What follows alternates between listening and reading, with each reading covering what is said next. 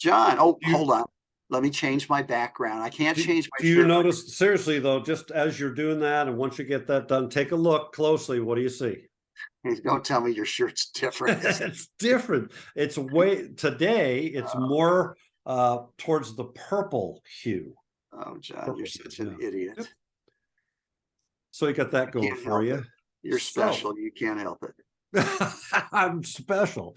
That's true. Hey, Yes, my sir. wife and I are going to a movie tomorrow. It's that new one. Oh, I don't want to spoil it for anyone, but anyway, I love movies. I just go to every movie I can. I especially love old movies because they'll have them every Wednesday and Sunday at our theater. They'll play an old movie. And the one that I wished they would bring back is The Time Machine, H.G. Wells' The Time Machine. I know H.G. Wells, but I don't remember Time Machine. 1960 with Rod Taylor. And Holy the whole cow. concept was he could go back in time. And me and my friend Wayne, we're always fascinated with time travel. Hold on. Me and my friend. Is Do that you one of those realize hanging how part? no, you're not dang. It's my friend and I, isn't it? You don't even know him. Don't try to act like you know Wayne.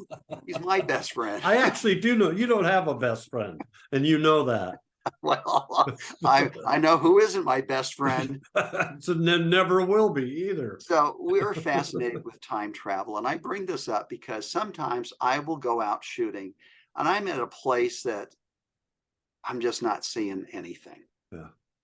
I can't see, I can't feel. And so I play this game. I'll just sit and I will look. And I pretend that I've got H.G. Wells' Time Machine and I've brought back Ansel Adams, Edward Weston, Paul Strand, Win Bullock, all of the greats. Dorothea Lange. All of them. Yeah. I give them like 5 hours to photograph right where I'm at. And I imagine, do any of them come back with a great photo? Duh. Yeah. Yeah. And so I say to myself, look, if they were here and can see a great photo, then I should be able to. Yeah. And so it's just a way to bring myself into reality. It's not a bad spot.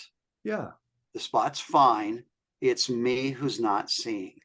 So let's explore that for a minute then. I like the idea. I like the game.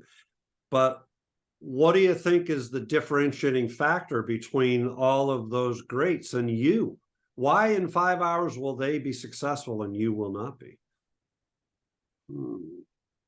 I would submit it's how they have trained themselves to get to a place where they can get rid of all the noise and they can get into that place of flow again, or be into that place where they can receive what they're seeing very differently than I can. Because I know, I tell a story about being with my buddy Bill Strom one time up at Tom's Creek.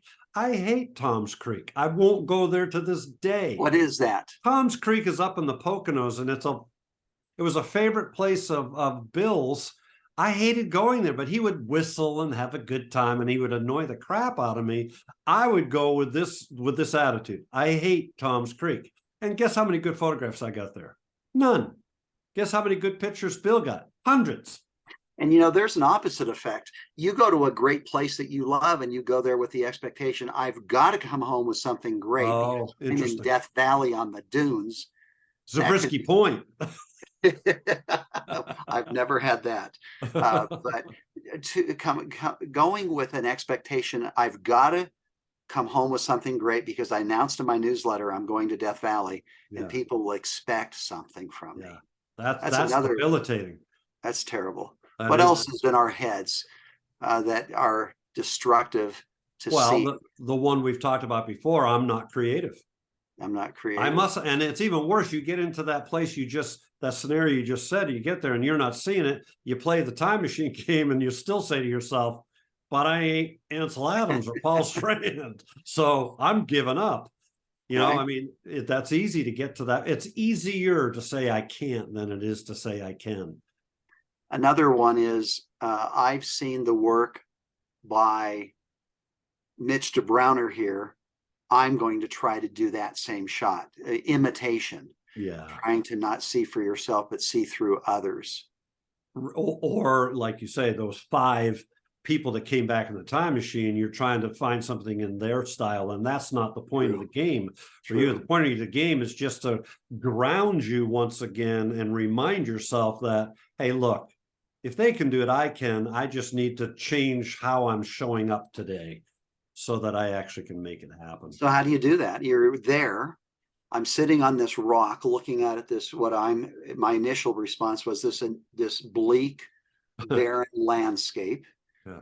How do I get myself into that headspace? Well, I think the first thing I do is I've learned to do is I put my camera gear down. I no longer have it, and I just pull up a rock and I sit. I don't force it. You can't force it to happen. At least I can't. And I remember being with Chuck Kimmerly and Arthur Ransom. You know, Art's a great photographer. Art's a good guy. Yeah, and Chuck is a brilliant photographer. And you know, and I saw Chuck witnessing Arthur through that whole workshop, because Chuck and I were the leaders, and Arthur was a student that day, although a really good student, you know, I mean, brilliant already on his own. And it was great. The comment that Chuck made after a whole day of watching Art is he kind of summoned him over to sit on a rock in the Alabama hills. And he says, when are you going to stop chasing? And, you know, Art was caught off guard. He was like, what are you talking about?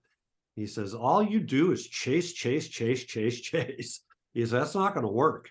And so you need to stop chasing, I think. And that's what I mean by sometimes if you're just not feeling it, it's okay. Don't beat yourself up at all. Read a book, have an apple, just sit and be. And my experience has been that one of two things is going to happen. I am going to just have a lovely time of sitting and being and taking a nap or whatever that might be. And maybe that's all that happens. But more commonly, what happens is all of a sudden, because I've got rid of all that clutter, and that clutter being all the negative self-talk and whatever, that all of a sudden my eyes are open, so to speak. And now I can engage in that process of being taken again. That's my thought. You probably have something else to add to that. No, I like the just sitting. I think that I don't know why, but when I just sit and look at a scene more deeply, sometimes something comes, and sometimes you'll end up looking more closely. Yeah. But expectations and self-doubt, there's so many things that can get in the way. Yes. And I guess each person just has to figure out, how do they decompress? How do they get rid of those negative thoughts? Yep. I sometimes will listen to the Beatles on the dunes, and that just gets me in the mood, because their constant changing of how they created music makes me want to constantly change how I create images. Yeah, so good idea. Find what inspires you, what loosens you up. Alcohol in your case, I'm told. No, I know John doesn't drink. You mean rubbing alcohol? That's exactly what I do. I rub alcohol all over me. Ben Gay. It's amazing the effect it has on my photography. It's tremendous. Okay. All right, bud. Well, good thoughts. So, hey, folks, play the time machine game. I mean, if you get into that place where you're struggling, or why the heck are we here? Remember, you're in the way. There's nothing wrong with the scenes in front of us. You're probably in the way, and find the way that works best for you to open up to what's there. All right, Cole, let's wrap up for today, and let's see if we can't find some new things to talk about next time. Have fun in that word I can't say. Namibia. I'm going to Namibia. Namibia. I can't say. Yeah. You don't want to go there because you'll embarrass yourself. Okay. See ya.